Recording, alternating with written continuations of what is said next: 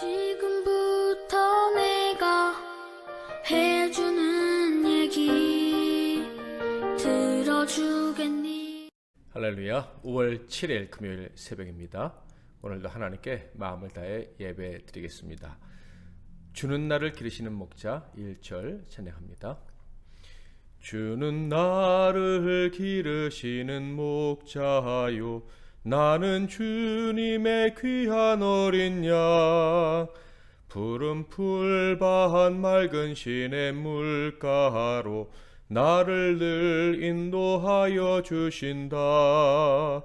주는 나의 좋은 목자, 나는 그의 어린 양. 저를 따라 꼴을 먹여주시니 내게 부족함 전혀 없어라.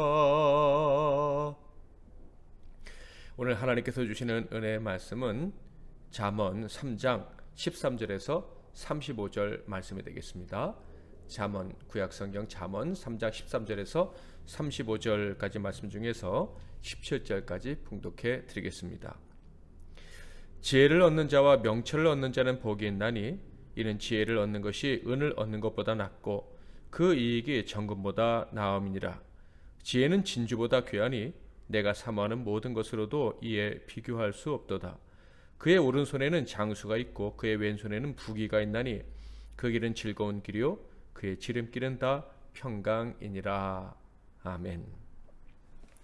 지혜로 창조되고 지혜로 움직이는 세상, 지혜로 창조되고 지혜로 움직이는 세상이라는 제목으로 하나님 말씀을 상고하겠습니다. 사람은 스스로 사람 자신이 만물의 영장이다라고 주장을 합니다. 그런데 이 말에는 심각한 오류가 들어가 있을 수 있습니다. 하나님의 형상을 닮은 사람만이 만물의 영장이라는 것이죠. 사람이 하나님의 형상을 버리면 그것은 짐승과 같은 거예요. 하나님의 형상을 포기한 자, 하나님을 미워하는 자들이 어떻게 살아가는지 우리는 잘 알고 있습니다. 만물의 종으로 살아가는 것이죠. 만물의 주인으로 살아가지 못한다 하는 것입니다. 우리 주변에도 세상에 그리고 물질의 돈의 노예가 돼서 살아가는 사람이 얼마나 많이 있습니까? 잠언의 가르침을 따르면, 하나님의 지혜를 따르지 않으면 만물의 영장이 될 수 없음을 우리는 분명히 확인하게 됩니다. 절대로 만물의 머리가 될 수 없어요. 여러분, 구약성경 창세기 말씀도 한번 생각해 볼까요? 아담과 하와가 선악과를 따먹음으로, 즉 하나님의 지혜의 말씀, 지혜의 언약을 거부함으로 어떤 일이 벌어졌습니까? 자연을 통치하고 다스리긴커녕 자연과 싸우는 존재로 전락하게 되었습니다. 창세기 3장 17절 18절 아담에게 이르시되 내가 내 아내의 말을 듣고 내가 내게 먹지 말란 나무의 열매를 먹었은즉 땅은 너로 말미암아 저주를 받고 너는 내 평생에 수고하여야 그 소산을 먹으리라.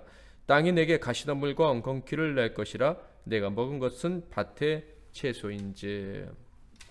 자, 그런데 시간이 흘러가면서 어떤 일이 벌어졌습니까? 자연과 갈등하는 수준을 넘어서고 말았습니다.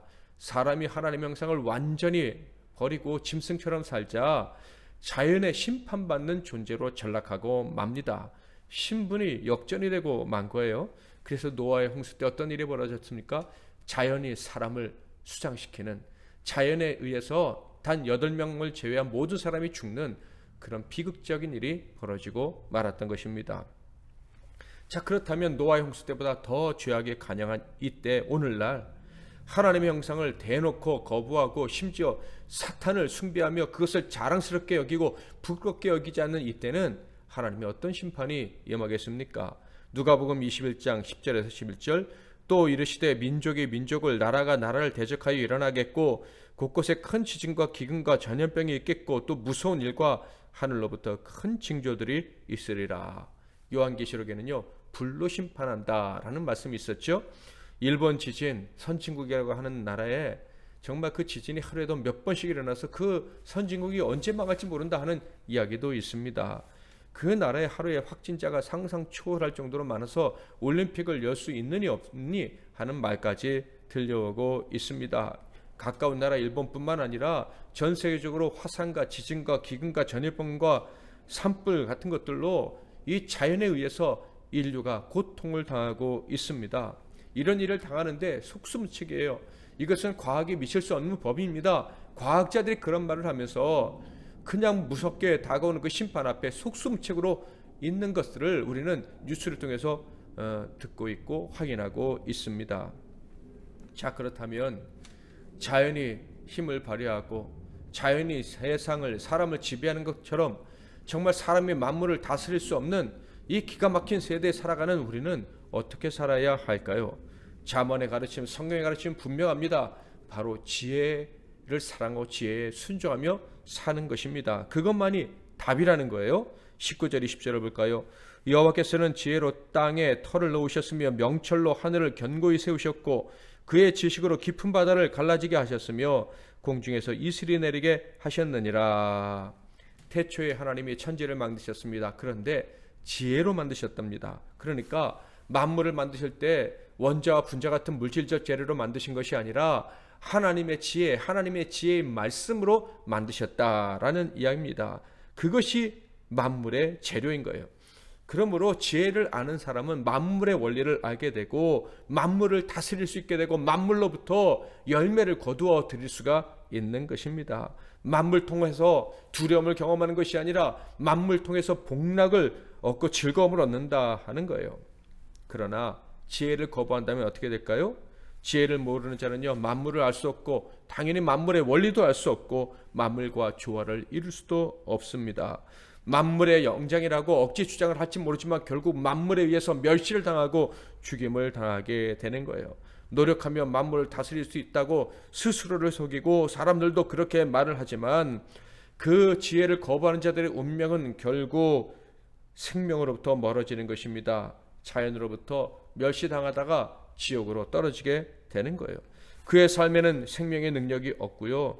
하나님이 매일 더하여 주시는 평강, 하나님이 날마다 더하여 주시고 싶으신 그 복락을 결코 누릴 수 없게 되는 것입니다. 지혜를 거부하는 자는요, 평강은커녕 아담과 하와 때에 내리신 저주를 점점 더 크게 받으며 고통을 겪게 됩니다. 32절부터 35절. 대저 패역한 자는 여호와께서 미워하시나 정직한 자에게는 그의 교통하심이 있으며 악인의 집에는 여호와의 저주가 있거니와 의인의 집에는 복이 있느니라. 진실로 그는 거만한 자를 비웃으시며 겸손한 자에게 은혜를 베푸시나니 지혜로운 자는 영광을 기업으로 받거니와 미련한 자의 영달함은 수치가 되느니라. 하나님은요, 지혜를 거부한 자를 패역한 자다 이렇게 말씀을 하십니다. 이것은 정당한 것입니다. 왜냐하면 하나님이 피조물을 만드시고 그들에게 삶의 원리를 가르쳐 주셨는데 그것을 거절하는 것은 바로 하나님의 법, 즉 아버지의 법을 거절하는 불효자와 같은 태도이기 때문에 그렇습니다. 지혜를 거부한 자는 패역한 자예요. 그러니 당연히 심판을 받아 마땅한 것입니다. 그들에게 내리는 저주는 그들이 원망할 수 있는 것이 아니에요. 당연한 것이다 하는 거예요. 혹시 하나님의 지혜를 거부하는 자가 세상에서 영달을 누림으로 자연을 정복한 것 같아도 하나님은 분명히 말씀하십니다. 그건 수치일 뿐이라고. 부끄러운 뿐인 영광이란 말 있지 않습니까? 들통나지 않아 영광을 누리는 것처럼 보일 뿐입니다. 세상 사람들의 복이란, 지혜를 거부하는 사람들의 복이란 그저 수치가 들통나지 않은 복, 이렇게 말해도 크게 틀리지 않을 것입니다. 하나님의 지혜를 구하지 않는 여러분은 정말 복받은 사람이라고 할 수 있겠습니까? 여러분의 더러움이, 죄악이 들통나지 않아서 그저 사람들이 복받은 사람이라 말해줄지 모르겠지만 그것이 들통나는 날에는 바위야 날 숨겨다오라고 수치스러워서 고통스러워서 숨을 수밖에 없을 것입니다. 그러나 피할 곳은 찾지 못할 것입니다. 지혜를 사랑하고 따르는 자만이 세상의 이치를 알고 세상을 다스릴 수가 있는 거예요. 13절부터 15절. 지혜를 얻는 자와 명철을 얻는 자는 복이 있나니 이는 지혜를 얻는 것이 은을 얻는 것보다 낫고 그 이익의 정금보다 나음이니라.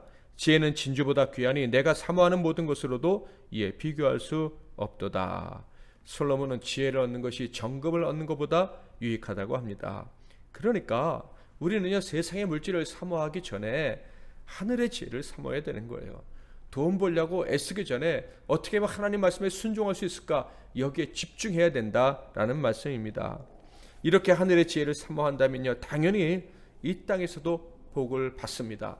이것은 솔로몬이 앞에서도 강조한 것인데 또 강조하고 있는 거예요. 너무나도 이 땅에 있는 하나님의 자녀들 그리고 자신의 자녀들이 복받기를 원하니 강조하고 또 강조할 수밖에 없었던 것 같습니다. 16절부터 18절, 그의 오른손에는 장수가 있고 그의 왼손에는 부귀가 있나니 그 길은 즐거운 길이요 그의 지름길은 다 평강이니라. 지혜는 그 얻는 자에게 생명나무라. 지혜를 가진 자는 복되도다. 장수와 부귀의 복을 받는데요, 즐겁게 장수와 부귀를 누림으로 늘 평강하다고 합니다. 장수와 부귀를 누리는데요, 그의 길은 지름길이랍니다. 남들보다 앞서가니까 남들보다 더 많이 살고 그러니 더 젊고 더 건강하고 더 부귀를 누릴 수가 있다 하는 거예요. 지혜로 얻는 그 생명력 넘치는 삶을 만끽하며 살아가는 것이 지혜를 사모하고 순종하는 자들이다라는 거예요. 사랑하는 성도 여러분, 세상이 이 자연의 공포 때문에 벌벌 떠는 이 시대에 우리는 살아가고 있습니다. 보이지 않는 바이러스 때문에 온 세상이 문을 걸어 잠그고 이웃 간의 왕래가 끊어진 채 삶을 영위해 가고 있습니다. 버티는 것이죠. 그러나 저와 여러분, 지혜를 사모하며 지혜에 순종하며 사는 우리들에게는요, 이 기가 막힌 상황 속에서도 기쁨과 평강을 누릴 수가 있습니다. 오직 지혜를 사모하는 자신을 확인할 수 있기를 바랍니다. 하나님의 언약의 말씀을 기억하고 지혜를 사모함으로 이 재앙의 때에도 평강을 누리는 복을 만끽하시기를 축복합니다. 하나님은 언제나 흔들리지 않는 평강을 주실 수가 있습니다. 언제나 주시는 평강을 누리면서 살아가는 삶, 지혜를 따름으로 누리는 이 삶, 아무리 강조해도 지나치지 않다고 생각합니다. 그래서 솔로몬은요, 계속 반복하고 있는 거예요. 21절, 내 아들아, 완전한 지혜와 근신을 지키고 이것들이 내 눈앞에서 떠나지 말게 하라. 그리고 이 지혜를 사모하면 복을 받는다는 얘기를 또 이야기를 하고 있어요. 더 구체적으로 얘기해 주고 있는데요, 그 첫 번째 복은 평강입니다. 22절부터 26절, 그리하면 그것이 내 영혼의 생명이 되며 내 목의 장식이 되리니 내가 내 길을 평안히 행하겠고 내 발이 거치지 아니하겠으며 내가 누울 때 두려워하지 아니하겠고 내가 누운즉 내 잠이 달리로다. 너는 갑작스러운 두려움도 악인에게 닥치는 멸망도 두려워하지 말라. 대저 여호와는 내가 의지할 이시니라. 내 발을 지켜 걸리지 않게 하시리라. 평강의 복을 누리는데 구체적으로 두려워하지 않기 때문이라는 거예요. 나아가 분별력을 가지고 바르게 행동할 수 있기 때문에 평강을 누릴 수 있다라는 것입니다. 바른 판단을 하니 마음이 흔들리지 않으니 평강을 빼앗기지 않는다. 지혜를 사모하면 이런 복을 누린다라고 얘기했고요. 두 번째는 인간관계의 복도 누린다고 이야기합니다. 27절부터 내 손이 선을 베풀 힘이 있거든 마땅히 받을 자에게 베풀기를 아끼지 말며 내게 있거든 이웃에게 이르기를 갔다가 다시 오라 내일 주겠노라 하지 말며 내 이웃이 내 곁에서 평안히 살거든 그를 헤아리고 꾀하지 말며 사람이 내게 악을 행하지 아니하였거든 까닭 없이 더불어 다투지 말며 포악한 자를 부러워하지 말며 그의 어떤 행위도 따르지 말라. 지혜자는요, 당연히 하나님의 원리를 알기에 이웃에게도 선을 행합니다. 어린 소자에게도 기쁨으로 물 한 그릇을 줄 수 있는 능력이 있습니다. 그러니 이 사람은 당연히 이웃과 좋은 관계를 맺을 뿐만 아니라 존경을 받으며 살아갈 수 있고요, 지혜자라 칭함을 받게 되는 것입니다. 지혜를 따라 행함으로 이웃과도 좋은 관계를 맺을 수 있기를 주님의 이름으로 축복합니다. 사랑하는 성도 여러분, 지금 우리가 사는 세상이 어떤 세상입니까? 하나님이 창조하시고 다스리시는 세상입니다. 세상이 아무리 악에 관영하다고 해도 이 세상은 여전히 하나님의 지혜 가운데 운영되어지고 있는 것입니다. 세상이 아무리 혼란한 것 같아도 우리의 삶의 모든 환경 가운데 하나님의 지혜가 충만히 깃들어 있습니다. 이 사실을 모르고 세상에 치여 고통하며 살아가는 사람이 누구입니까? 반대로 이것을 알고 이 세상을 누리며 살아가는 자가 누구입니까? 오직 지혜를 사랑하고 실천함으로 누릴 수 있기를 바랍니다. 세상에 가득 찬 지혜를 알므로 이 세상을 정복하고 다스리는 저와 여러분이 되기를 바랍니다. 태초에 정복하고 다스리는 하나님의 명령을 수행하고 그러므로 세상을 하나님 나라로 만드는 저와 여러분이 될 수 있다는 사실을 믿으시기를 바랍니다. 우리는 지혜에 따라 행함으로 환경과 세상의 인간관계의 피해자로 끝날 수 없습니다. 반대로 우리를 둘러싼 모든 환경이 우리 때문에 회복되는 복을 누리고야 말 것입니다. 그러므로 오늘 아침에 기도하실 때 믿음으로 기도했으면 좋겠습니다. 지혜를 사랑하는 나 여러분 때문에 우리의 모든 환경이 회복될 것임을, 우리가 이 세상을 다스리고 이 세상을 복되게 만들 수 있다는 사실을 믿음으로 기도하시기를 바랍니다. 오늘 여러분 앞에 맞닥뜨릴 환경을 위해서도 기도하시기 바랍니다. 그 가운데 하나님의 지혜가 깃들어 있음을 믿고 하나님의 지혜를 구하므로 그 환경, 그 상황이 어떤 것이든지 간에 선하게 바꿀 수 있게 해달라고 기도하시기를 바랍니다. 주는 나를 기르시는 목자여 2절 3절 찬양하고 기도합니다. 예쁜 새들 노래하는 아침과 노을 비끼는 고운 황혼에 사랑하는 나의 목자 음성이 나를 언제나 불러주신다. 주는 나의 좋은 목자, 나는 그의 어린 양. 저를 따라 꼴을 먹여주시니 내게 부족함 전혀 없어라. 못된 짐승 나를 해치 못하고 거친 비바람 상치 못하리. 나의 주님 강한 손을 펼치사 나를 주야로 지켜주신다. 주는 나의 좋은 목자, 나는 그의 어린 양. 저를 따라 꼴을 먹여주시니 내게 부족함 전혀 없어라. 아멘. 기도하겠습니다. 제가 잠깐 기도하고 이어서 여러분 마음껏 기도하시고 하루를 시작하시기를 바랍니다. 하나님 아버지, 우리에게 복을 주시되 흑암과 죄악과 혼란만 가득한 세상에서 살지 않게 하시고 하나님의 지혜가 충만한 세상에서 살아가게 해주시니 감사합니다.